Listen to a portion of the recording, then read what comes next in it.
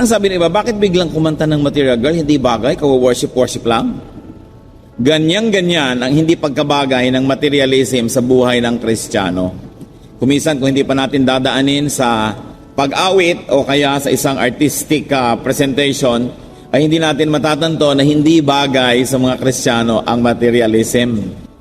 Hindi bagay magkasunod na awitin at lalong hindi bagay na paghaluin sa buhay ng isang Kristiyano. Created to be productive. Why does the Bible seem to sound so anti-wealth and anti-material goods? Ganon nga ba yun? Ang ating pong pag-aaral, pinamagatan natin, so what's wrong with materialism? Ano naman ang problema at mali kung tayo yung mga materyoso? Salamat po, Ama, sa pagkat maaari kaming mag-aral, maaari naming ihambing ang mga bagay-bagay sa aming buhay at nang luminaw sa amin kung ano ang mabuti at hindi. Lalong-lalo para sa aming mga anak mo. Mangusap po kayo po ang maging tagapagsalita ngayon. May you cleanse us from all our iniquities, forgive us, make us whole, walk in our midst, give us your wisdom, reveal your teaching to us. Protect us from lies, protect us from falsehood, from all work of evil men and evil spirits, and may you be our teacher. Lead us, Father. Glorify only yourself. In the name of Jesus our Lord we pray. Amen. Para po maunawaan natin at ma-appreciate yung mga katuruan ng Biblia tungkol sa materialism, ay marapat na balikan at ating sariwain kung ano ba ang kahulugan ng buhay at bakit ba tayo nilikha ng Diyos. Let's take a look at God's sacred design and destiny for man. First of all, it is very clear to us that God created man, meaning man and woman, in His own image. Nilikha ang taong kawangis ng Diyos. Genesis 1:27. God created man in His own image. In the image of God, He created him. Male and female, He created them. So man was created to share in God's essence. Nilikha ang tao upang maging kawangis ng Diyos para makasalo ng Diyos sa kanyang kasarinlan, sa kanyang personality, sa kanyang being. Created to be like God in true righteousness and holiness. So man was created to be like God. In 1 Corinthians 11:7, a man is the image and glory of God. Man meaning tao, it doesn't mean male only, na siya ay nilikhang kawangis ng Diyos at nilikha siya upang maging kamukha ng Diyos. So man was created for fellowship. Siyempre, ang pwede lang maka-fellowship ng Diyos, yung mayroong kamukha niya or yung mayroong mga similarities sa Kanya. 1 Corinthians 1:9, God has called you into fellowship with His Son, Jesus Christ. Ecclesiastes 12:7, and the dust returns to the ground it came from, and the spirit returns to God who gave it. So tayo nilikha upang makipag-isa sa Diyos, at ang espiritu ng tao ay marapat bumalik sa Diyos. So, man was created for fellowship, for coexistence with God, and for unity in spirit with God. Para kasama, kahalubilo, kaisa ng Diyos. 2 Peter 1:4, through this He has given us His very great and precious promises, so that through them you may participate in the divine nature and escape the corruption in the world caused by evil desires. So we were positioned to participate in the divine nature. Makilahok sa kabanalan ng Diyos, makisangkot, makiisa dito. But we should never forget man's violation and annulment of his sacred design and duty. Maganda ang plano ng Diyos, maganda ang disenyo ng Diyos, makaisa niya ang tao, makasama, makasalamuha, makisangkot ang tao sa kanya at makisangkot siya sa tao. Pero sinira ito ng tao, winasak niya nang siya'y nagkasala. Sapagkat bagamat yun ang layunin ng Diyos, may requirement naman. We must be holy because God is holy. And God cannot have fellowship with sin. But man committed sin. He committed sin. Genesis 3:3, God did say, you must not eat from the tree that is in the middle of the garden, and you must not touch it, or you will die. Ito yung quotation ni Eve kay Lord. Ang natandaan niya, bawal kainin ang prutas na ito o ikamamatay ng tao yon. At alam nating kinain nila. Romans 3:23, for all have sinned and fall short of the glory of God. Because of man's sin, yung sin ng ating nununo na si Adan at ni Eva, at mga sins at kasalanan natin na personal, the divine image of God in us got damaged. Therefore, fellowship, coexistence, and unity with God got broken. Nasira ang relasyon dahil sa kasalanan at naputol ang ugnayan natin sa Diyos. Meanwhile, God has a wonderful rescue plan. And what is God's rescue plan? Because the creation, man, was destroyed, the plan was to recreate man into God's own image again in a spiritual way. Spiritually speaking. So nilikha ang tao sa wangis ng Diyos, winasak yun ang tao, likhain uli ang tao, recreate, ulitin sa isang espiritual na paraan. And how is that going to be done? Through spiritual rebirth. Kaya kailangan kang ipanganak na muli sa espiritu sapagkat nasira na yung dahilan at yung itsura nung unang pagkakapanganak. 1 Peter 1:23, for you have been born again, not of perishable seed, but of imperishable, through the living and enduring word of God. Kailangan magkaroon ng bagong pasimula. So, we need spiritual rebirth and spiritual transformation after that rebirth. 2 Corinthians 3:18, and we are being transformed into His likeness with ever-increasing glory, which comes from the Lord, who is the Spirit. At tayo'y binabago, pataas ng pataas ang antas ng pagbabago, habang tayo'y inilalapit sa wangis ng Diyos na nawasak at nilayuan natin dahil sa ating kasalanan. So dalawa ang purposes ng buhay, tumigil sa paglayo sa Diyos, at pagkatapos yon ay bumalik sa Diyos.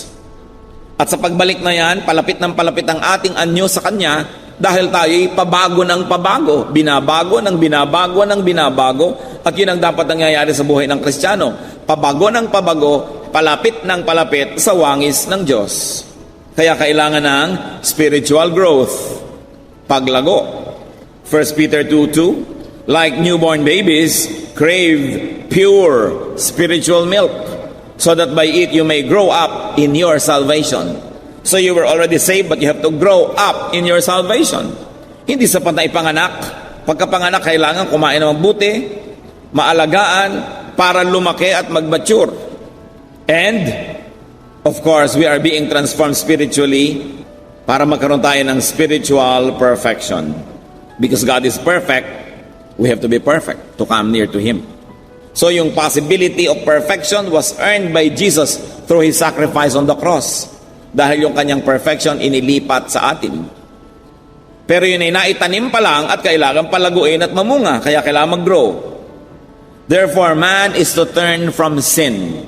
Para siya ma-recreate, para siya bumalik sa Diyos, kailangan siyang tumalikod sa kasalanan.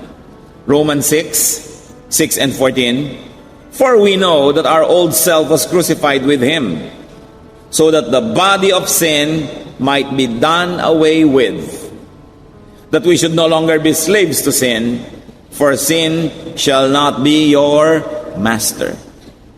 So kailangan talikuran na ang dating katawan na puno ng kasalanan at palakihin na ang bagong katawan na espiritual at nang maging malaya. Hindi daw tayo dapat maging alipin ng kasalanan. What is sin? Against the background of what we have already discussed, meaning the purpose of creation and recreation, sin among its many forms will be being earthbound. Nakatali ka sa lupa at papunta ka ng papunta sa lupa, hindi ka umaangat, palubog ka pa ng palubog. That is a phase of sin. Sin is being imprisoned in the material world. Katulad nung kinakantang, we are living in a material world and I'm a material girl. Therefore, sabi niya, dapat materialistic na lang tayo, kalimutan ng espiritu. Kaya kitang-kita natin ang pagkakaiba sa worship song. Hindi bagay magkasunod. Kaya hindi bagay sa Kristiyanong paghaluin sa buhay niya ang espiritualidad at materialism. Sin is being of the world, of the soil.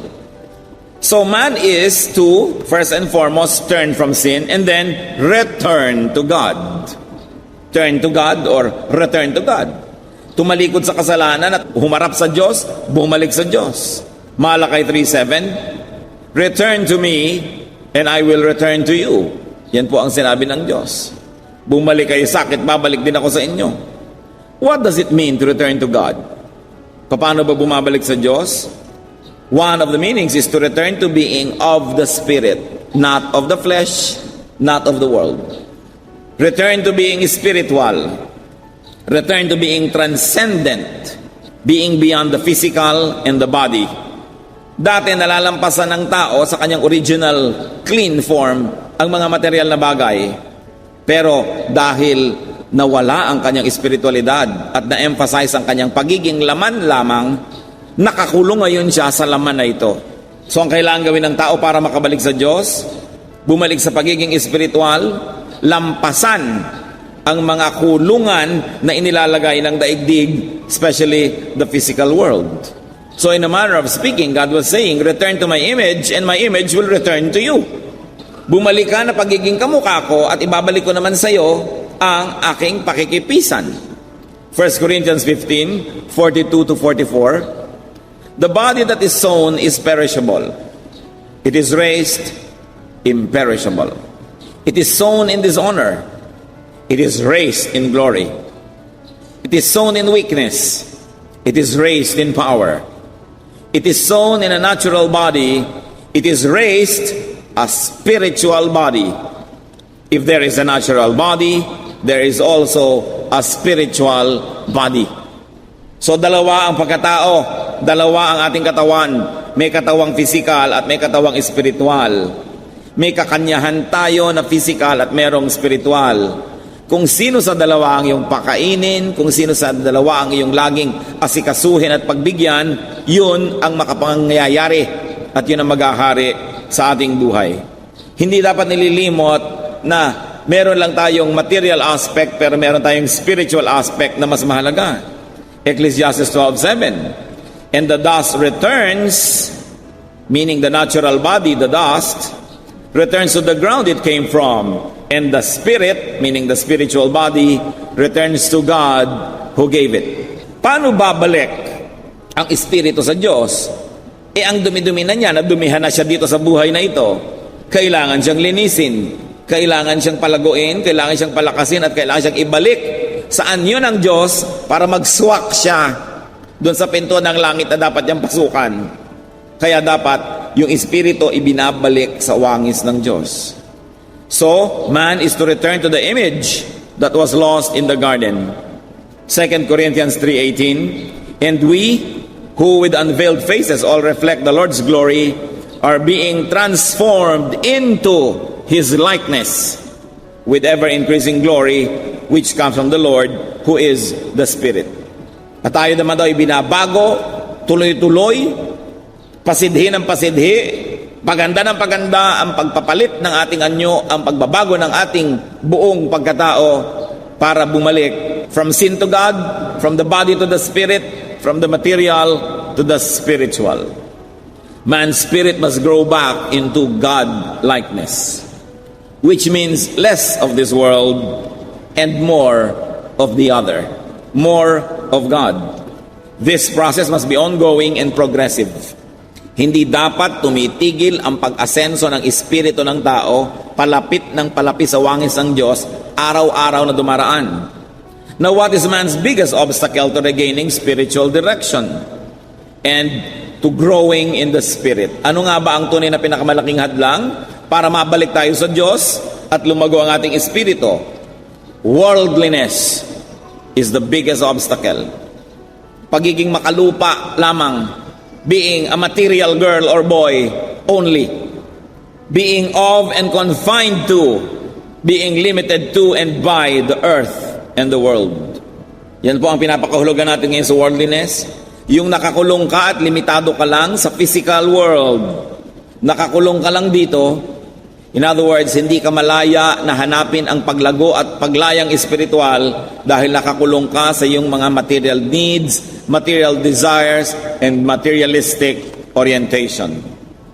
It means being imprisoned in the material world, not being able to transcend the body, not being able to ascend and develop spiritually. Hindi nalalampasan ng katawan. Pag sinabi ng tiyan, gutom ako, ibebenta ang kaluluwa para kumain. Pag sinabi ng katawan, gusto ko itong ganitong sarap, sisirain ng espiritu, makuha lang yung hinihingi ng katawan. Alipin ng katawan at kagustuhan ng katawan. Like a pupa transcends a cocoon to become a butterfly, the spirit must be able to transcend the body so it can be free to pursue its godly agenda. Kailangang nalalampasan na, gustong-gusto ko ng ganitong magandang bahay, pero kung kailangan ko mandaya at magkasala, huwag na lang, makukontento na ako sa ganitong bahay. Hindi ako pakukulong, patatali sa kagustuhan ng aking katawan o ng aking materialistic orientation. So what is materialism? Too much attachment to the world. Sobrang pag-ibig, pagkahumaling at pagsunod sa mga bagay-bagay lamang. 1 Corinthians 3, 1-2, isang problema ng mga Kristiyano na binabanggit dito, brothers, I could not address you as spiritual but as worldly, mere infants in Christ.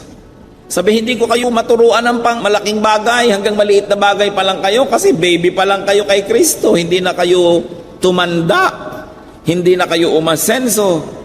I gave you milk, not solid food, for you were not ready for it. Indeed, you still are not ready. Sabi, gusto ko na sana kayo pakainin ng karne, pero ayan, gatas pa rin ang ibinibigay ko sa inyo kasi isip bata pa kayo. Hindi kayo pwedeng turuan ng mahihirap na bagay, hindi nyo kaya. Ang tagal-tagal nyo ng ganyan. Bonsai. Hindi na lumaki, hindi na namunga, hindi na nag-mature. You are still worldly. Sabi nitong si Paul, makalupa pa rin kayo sa kabila ng lahat. At sa Ephesians 4, 11-13, it was he who gave some to be apostles, some to be prophets, some to be evangelists, and some to be pastors and teachers, to prepare God's people for works of service, so that the body of Christ may be built up, until we all reach unity in the faith, and in the knowledge of the Son of God, and become mature, attaining to the whole measure of the fullness of Christ. So ipinapaliwanag dito dahil bakit daw maraming spiritual gifts, bakit maraming ministry. Sabi, ang Diyos sa kanyang karunungan, minabuti na magbigay ng iba't ibang calling, iba't ibang gifting, iba't ibang kakayahan para magkaroon ng iba't ibang mga gawain at ministry ang church, para pag ang lahat ng ito'y pinagsama-sama, kayo na mga members ng church ay mag-mature. At ano daw yung maturity? Attaining to the whole measure of the fullness of Christ. Yung maging kamukha kayo ni Kristo. So may nagpipreach, may nagdadasal, mayroong kumakanta, mayroong nagtuturo, iba't ibang mga ministries. Isa lang ang layunin, para tayo mag-grow, pakainin, so that we can become more and more like Christ. That is the goal of church life. To minister to one another, to receive ministration, to give ministration, so we all grow and become more and more like Christ. That's why when you are absent, you cheat yourself, because the gifts in the church are not ministered to you. And you cheat the church because your gift is not ministered to everyone else. Dapat nagtutulungan. Kung anong binigay sa inyo ng Diyos, sinusurrender mo sa church. At yung ibinigay sa kanila, isinusurrender din nila. Lahat nakikinabang, lahat lalago. Ang goal, maging kawangis ni Kristo. But materialism is one major form of worldliness. Materialism is one major prison. Maraming mga tao ay hindi makakalaya, hindi lalago ang espiritu dahil nakakapit, nakayakap sa mga material na bagay. To return to God, man needs God's guidance and direction, rule and dominion. We need God's way, God's spirit, God's purity. Yan ang kailangan para makabalik doon sa anyo ng Diyos. Proverbs 16:9, in his heart a man plans his course, but the Lord determines his steps. Kailangan na susunod ang Diyos. Ang layunin niya, ang gawain niya, ang plano niya, ang timing niya nasusunod para tayo lumago. But materialism pulls and keeps a man on the ground. Dahil sa pag-ibig sa material na bagay, hindi susunod ang tao sa Diyos. Titipirin ang oras sa pag-church, sa pagba-Bible study, manghihinayang sa oras sa paglilingkod sa Diyos dahil ikikita pa niya yan ng pera, o ikakasarapan ng kanyang katawan sa pagpapahinga. sa pagbabakasyon, sa pagpapasarap. Kaya hindi lalago ang espiritu dahil sa sobrang pagpapahalaga sa katawan at sa mga material na bagay. Kung ganon, hindi siya makakaangat. Kaya ang sabi, bumabalik lang sa lupa ang tao pag hindi siya gumawa ng paraan. Genesis 3:19, you return to the ground, since from it you were taken, for dust you are, and to dust you will return. Likas ng tao ang gusto niyang bumalik sa lupa dahil pinatay na nga niya ang kanyang espiritu, winasak na niya ang koneksyon na sa Diyos, ang natira na lang ang koneksyon niya sa lupa. Kaya lagi siyang pabagsak ng pabagsak at doon siya laging nauuwi. What is materialism? It is preoccupation and fixation with. It is attachment to, addiction to, and slavery to material things and objects. Yung walang inisip kundi magkaroon ng pera o magkaroon ng mga bagay. Mahal na mahal ang isang bagay. Mahal na mahal ang lupa, kahit na makagalit ang kapatid, kakamkamin ang lupa na minana sa magulang. Mahal na mahal ang isang bagay, kahit na masira ang relasyon sa kapwa-tao, pahahalagahan yung bagay na yun. Pag tumawag ang pera, sunod na takbuhan, kahit pa nga masakripisyo ang relasyon sa Diyos. Therefore, materialism is imprisonment. It is paralysis of the spirit. Materialism is non-development of the spirit. Hindi umaasenso dahil may hadlang. Why? Because material attachment keeps and prevents man from returning to God's image. Mahirap bumalik sa Diyos ng maraming bitbit, maraming mga minamahal na bagay. And you know that greed consumes valuable time. Greed consumes valuable energy that could otherwise be devoted to spiritual transformation. Siyempre, kung mahilig ka sa pera, mahilig ka sa bagay, marami kang uubusin niyang oras. Kaya lalong-lalo sa Western Hemisphere, sa mga tinatawag na developed countries, limitadong-limitado ang pakikipag-mabutihan ng mga Kristiyano sa church.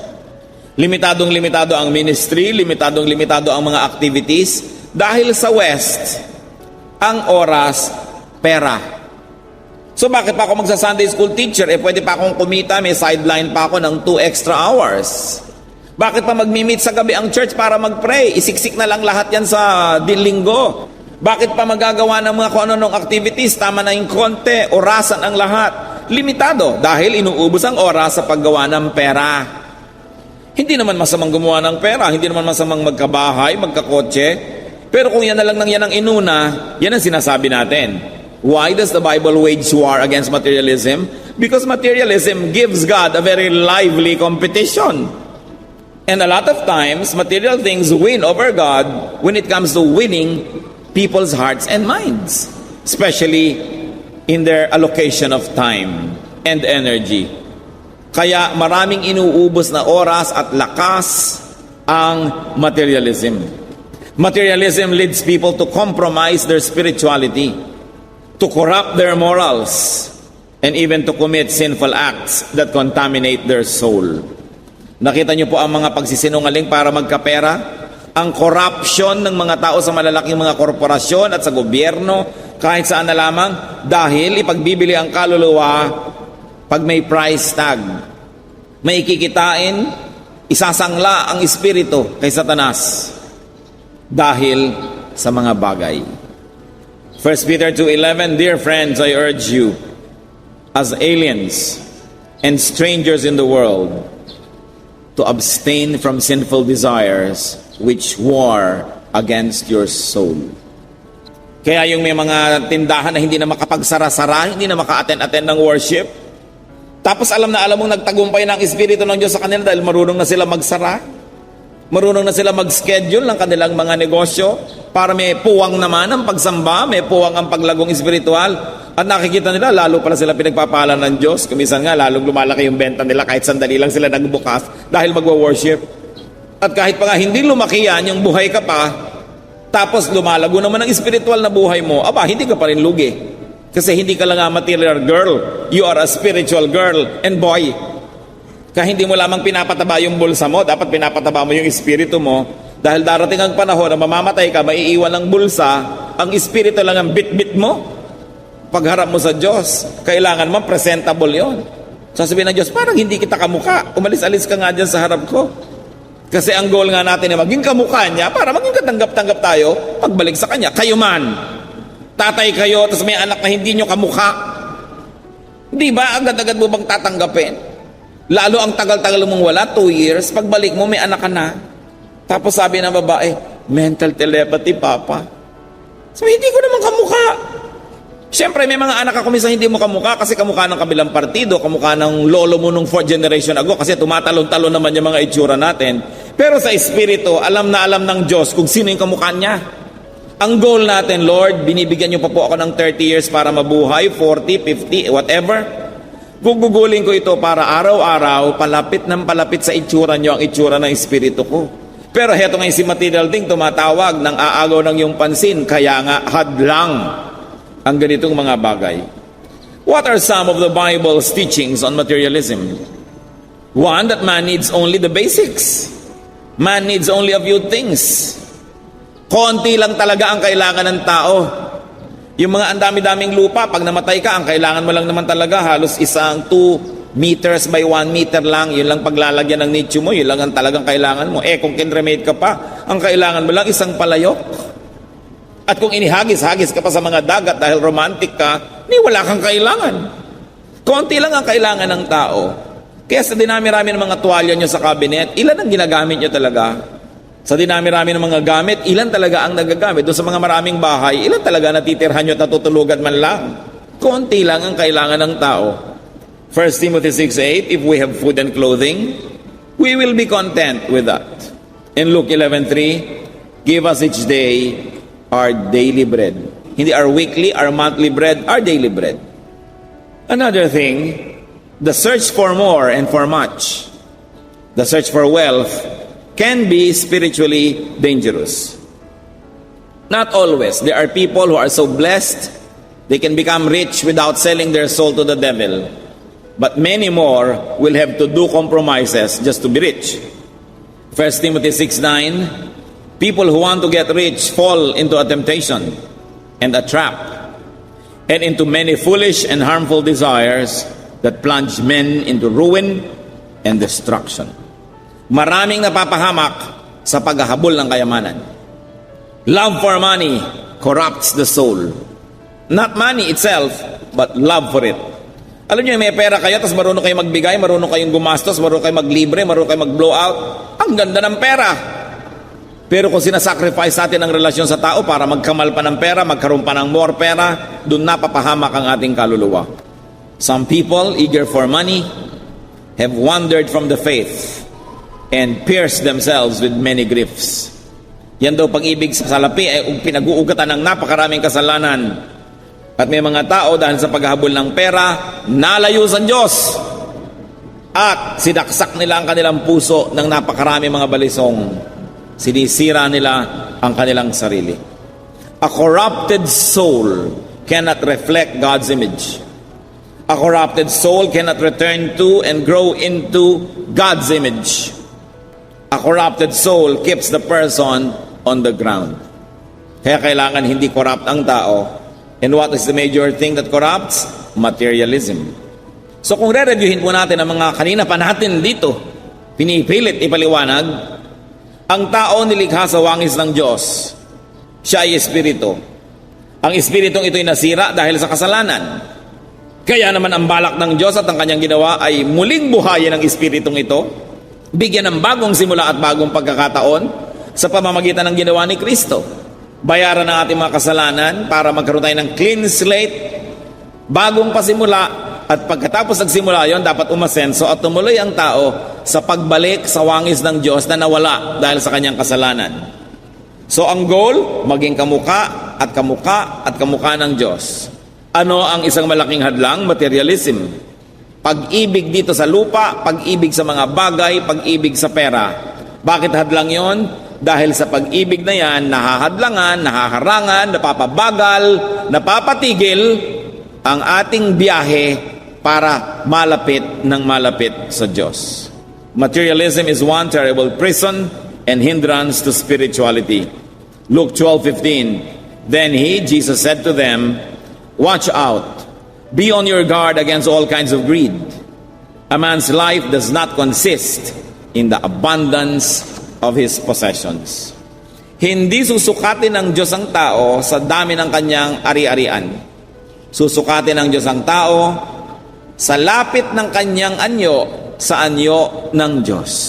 Iyon ang sukatan. 1 John 2:16, for everything in the world, the craving of sinful man, the lust of his eyes, and the boasting of what he has and does, comes not from the Father, but from the world. Kaya dapat iwasan. Meanwhile, the door to the kingdom of God is narrow. Ang linaw-linaw nun. Luke 13:24, make every effort to enter through the narrow door. Because many, I tell you, will try to enter and will not be able to. Ang pinto daw patungo sa kaharian ng Diyos ay makipot. At dahil makipot yon, ang tao'y makakapasok lang kung huhubarin lahat ang mga kung ano-ano niyang nakasabit sa katawan at nang magkasya siya sa makipot na pinto. At isa sa mga dapat hubarin, pag-ibig sa mga bagay at pera, materialism. Materialism is to be left outside the door so that entrance becomes possible. Siyempre, nakapasok kayo sa pinto dahil naglalakad kayo. Pero kung nakasakay kayo sa bus, hindi kayo makakapasok sa pinto ng ating bulwagan. So kung meron kayong mga bitbit at mga dala, hindi kayo ngayon makapasok-pasok sa makipot na pinto ng langit. Kaya kailangan bitawan yan. At isa yung dapat bitawan, sobrang pag-ibig sa pera, pag-ibig sa mga bagay-bagay lamang. Hebrews 12:1, let us throw off everything that hinders and the sin that so easily entangles, and let us run with perseverance the race marked out for us. Sabi, tanggalin ninyo, hubarin ninyo, ihagis ninyo yung mga kasalanang nakakapit sa inyong katawan, bakbakin ninyo at itapon. At nang sa ganon, gumaan kayo at makatakbo sa karera ng buhay na ito, so that you may run with perseverance the spiritual race that is marked out for us. Nakakita na ba kayo ng tumatakbo sa mga karera na ang daming dala? Ang gaan-gaan nga niyan, pati yung shorts na suot niyan, yung material niyan, napakagaan, lalo kung professional runner. Para walang abala. Hindi pwedeng ang dami mong dala.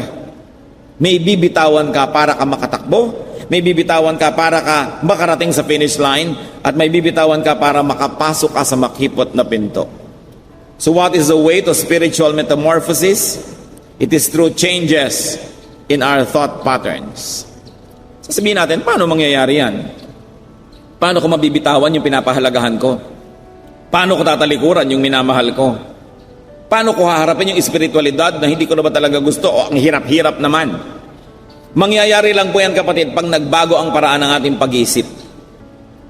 Tatandaan nyo, mahal nyo lang ang isang bagay dahil iniisip nyong mahal nyo siya. Pero pag naisip nyo hindi nyo siya dapat mahalin, mawawala ng pag-ibig yun dyan. Even loving is a decision. So, nagbabago ang desisyon pag nagbago ang isip. Kaya ang tao, gusto po natin na makapasok doon sa makipot na pinto. Gusto nating ma-enjoy ang kalangitan. Gusto nating ma-enjoy ang pagpapala ng Diyos. Gusto nating maging kawangis ni Kristo. Baguhin ang ating attitude about the world. Baguhin ang pag-iisip. Romans 12:2. Do not conform any longer to the pattern of this world, but be transformed by the renewing of your mind. Then you will be able to test and approve what God's will is good, pleasing, and perfect will. Ang kailangan ng tao, mabago ang isip, mabago ang paraan ng pag-iisip, at mabago ang mga pinagtutuunan ng isip. Kaya kailangang ipaling sa Diyos mula sa mga bagay-bagay lang. Paano nagbabago ang isip ng tao? Sa pananalangin, sa pakikipagniig sa Diyos, sa pag-aaral ng salita ng Diyos, sa pag-aaral ng kanyang buhay. Kung nakikita na natin na wala naman talagang nararating itong ating mga masasamang ugali, bakit patuloy pa nating inuulit-ulit? Kailangan mag-observe ng buhay at mag-aral at baguhin ang pag-iisip. It's all in the mind. We need to renew our ideas about material things in order to enter the narrow door of the kingdom of God, the rule of God in our hearts. Malaking hadlang sa paglago ng espiritu, materialism. So, what's wrong with materialism? Among many things, it keeps people from being free. Free to go back into the image of God. Nakatali tayo dyan. Sa ano-ano kaya pong paraan, mga kapatid, maaaring tayo ay pinipigil ng ating materialism para lumago sa ating buhay espiritual? Ang nagbubunsod sa atin para magkasala o pumipigil sa atin para magpaka-banal? Anong mga gawain natin na may kinalaman sa paghahanap ng mga hinahangad natin ang naglalayo sa atin sa Diyos? Anong mga material na bagay ang hawak natin sa ating kamay na dapat nating bitawan para mawala ng laman ng ating kamay at tumanggap tayo ng pagpapalang espiritual? Napakadali siguro yan kung gagawin nating personal. Paano tayo pwedeng pigilan ng materialism? Sa ating mga pag-aaral, sa ating pagsunod sa Diyos, sa pagbabago ng ating buhay. Aming Ama sa Langit, humihingi po kami ng personal ninyong katuruan. Humihingi kami ng kaliwanagan na maikonekta namin itong mga nadidinig at pinag-aaralang ito sa aming mga buhay-buhay. Ipamukha nyo sa amin, Lord, kung materialistic kami. Kung gusto namin kabig ng kabig, hindi naman kami marunong magbigay. Kung kami nagdadamot, ipakita mo po sa amin, Panginoon, kung ipinapahamak namin na aming kaluluwa para lang patabain ang aming bulsa. Teach us. Ipakita mo sa amin ang aming mga kasakiman kung mayroon man. Kung paano namin kayo sinasaktan sa paghahabol namin sa mga material na bagay. Lord, kung mayroon pong hypocrisy in our lives, mga pagpapanggap, pagtatago ng katotohanan mula sa sarili naming isip, at pinapapaniwala namin na aming sarili na kami makadiyos nga, kung meron kaming dapat ayusing attitude, Lord, especially about materialism, lalong-lalo kung pinagsasamantalahan namin na aming kapwa, ipakita niyo po sa amin at maituwid namin na aming buhay.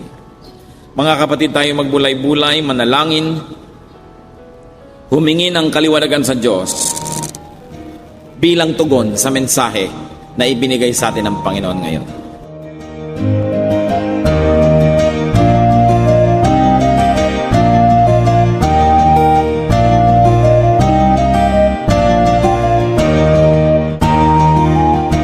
Ang katatapos pong mensahe ni Kuya Ed Lapis ay pinamagatang,